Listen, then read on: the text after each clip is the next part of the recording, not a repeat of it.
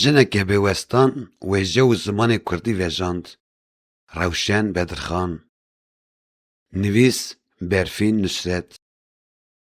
Dema ku hûn rûpelên dîroka hemdema Kurdan diqelibînin, zehmet e ku hûn navên malbatekî nebînin ku rêya raman û roşenberiya neteweyekî ber bi qonayek nû ve biriye.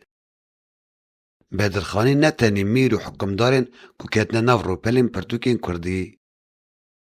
Belkî wan pêşengiya guhertinek mezina rewşenberî kirin ku yek ji wan jî Rewşen Bedirxan bû. Di nav vê malbata navdar de nêrîna li ser jinan bi temamî li dijî kevneşopiya serdesta serdema xwe bû. Di heman demê de li piraniya devera jin li kêleka civakê dihatin girtin, jinên Bedirxanî xwedî pozîsyonek nûjen û bihêz bûn ku bi awayekî çalak beşdarî tevgerên civakî bûn û rêxistinên wekî komela pêşxistina jinan di sala 1990 de li Stenbolê damezrandin.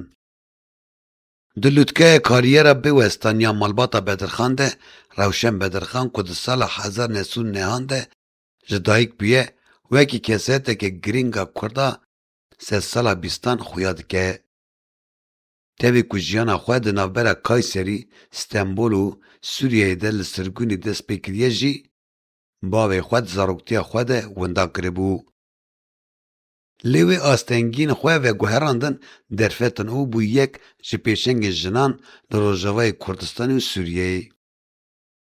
Di sala 1935 de Rewşen Bedirxan bi Mîr Alî Bedirxan re zewicî û du zarokê wan çêbûn. Wê demê Rewşen di weşandina kovarên dîrokî, hawar û ronahî de piştgiriyek xurt ya hevjinê xwe bû. Lêbelê piştî koça dawiya Celadet di sala 1951 de Rewşen Bedirxan bi tenê serê xwe barê giraniyê mezinkirina zarokên xwe û berdewamiya têkoşîna xwe ya çandî û rewşenberî gir ser xwe. Wê jinbûn tenê di nav malbatê de nedît. Lê bawer dikir ku erkê herî mezin yê jinê şerê li dijî nezanînê ye. Ji ber vê yekê bi fêrbûna çend zimanan li gel Kurdî, Erebî, Tirkî, Fransî û İngilîzî dizanî.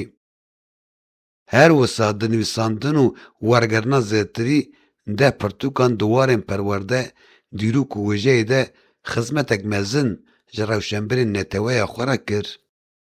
Di nav çanda dewlemenda rewşenberî û wêjeyiya ku Rewşen Bedirxan li pey xwehîştiye de hejmarek berhemên çapkirî û destnivîsî hene ku pisporiya wê ya kûr nîşan didin. Berhemên wê yên herî navdar yên çapkirî rûpelên wêjeya Kurdî ne. Pirtûkek heftê û yek rûpelî ku bi Erebî hatiye nivîsandin û di sala 1954 de li Beyrûtê hatiye çapkirin. Di heman salê de wê berhevokek ji helbest û stranên Kurdî wergerana Erebî lê ji ber rewşa siyasî ya wê demê navê wî li ser nehat nivîsandin. Her wiha Rewşen Bedirxan gelek wergerên bihêz ji Tirkî bû Erebî hebûn.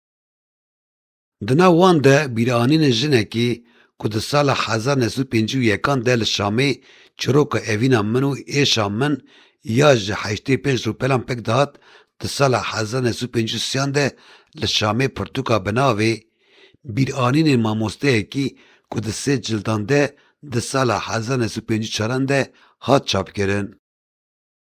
Her wiha nameyek ji Mîr Celadet Bedirxan bo Mustafa Kemal Paşa di sala 1991 de hatiye weşandin.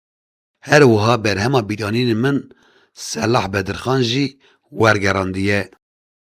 Ji bilî van berhemên weşandî, Rewşen Bedirxan xwediyê çend destnivîsên nehatine weşandin jî bû yên herî girîng. Bîranînên min bûn ku destnivîsek ji bîranînên jiyana wê wergerek destnivîsiya bi navê bavê min Ebdulhemîd ku ji hêla Ayşeya keça Sultan Ebdulhemîd hatibû nivîsandin. Tevê şert û mercên dijwar yên jiyana Rewşen ew qet nebûn asten ku او ji helwestên xwe yên netewî paşa gav bavêje.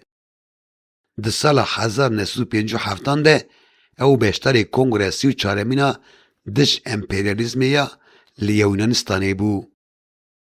Herçend ji 65 kursiyên ku ji bo Kurdan hatibûn veqetandin ji ber rêgeriyê tu kesî nekarî beşdar bibin. Tenê Rewşen Bedirxan wekî têkoşereke jin û nûnera tevahiya Kurdistanê beşdar bû. Li wir tevê êriş gefên dijwar yên dijberên xwe yên şovenîst ew bi wêrekî li dijî parçekirina welatê xwe derket. Deng û daxwazên rewa yên neteha xwe ji cîhanê re qiriya. Têkoşîna Rewşen Bedirxan heta kêliyên dawî yên jiyanê ji beşdarbûna di damezdana komele û sendîkayên jinan de bigire heya berhevkirina arşîvên dîrokî berdewam kir. Rewşen Bedirxan di sala 1992 de li Şamê koça dawî kir û li kêleka Mîr Celadet hate veşartin. Lêbelê şopa wê û ya malbata wî di dîroka azadiyê de wekî rêyekek geş û mayîndeman.